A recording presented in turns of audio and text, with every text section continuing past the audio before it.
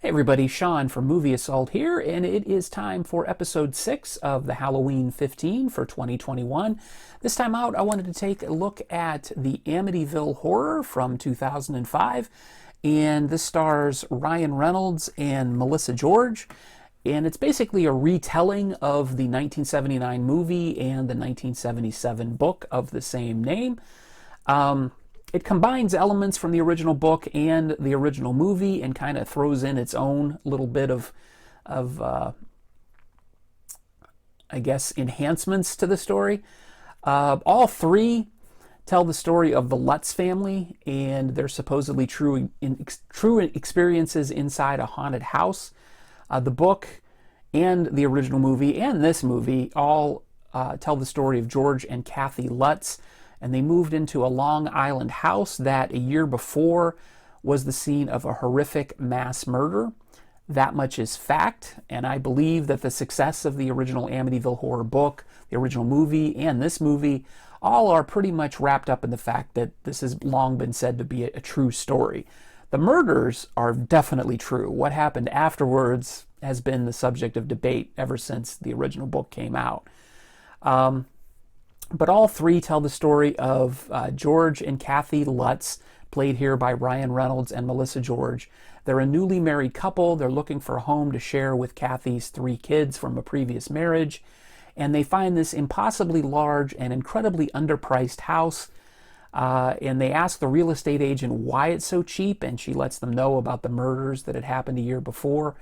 And they hesitate a little bit, and then George says, well, houses don't kill people. People kill people, and then they end up moving into the house. But they don't tell their children about the house's tragic history. But soon, very soon, I think on the very first day that they live in the house, strange things start happening. They hear strange noises, they feel cold chills, and they start to see things.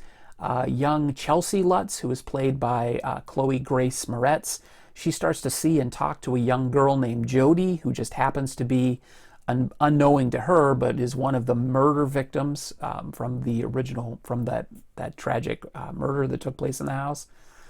But it's George whose behavior is the most significantly changed. He really starts to come unglued, basically. After a few days, Kathy tries to persuade George to move out of the house. George declines because he has a project that he has to complete. And I'll just leave it at that. Usually I'm not a fan of movie remakes, but in this case, the newer version of the Amityville Horror really improves on the 1979 version in almost every way imaginable. First of all, it's shorter, it's faster paced, and it tells a more logical story. Whether or not the elements have been changed, and they have definitely been changed from the original movie and from the book, since everything about the Lutz's experience in the house has been up for debate, I think changing it really doesn't make that much of a difference if it improves the final product. And in this instance, I think that it really does.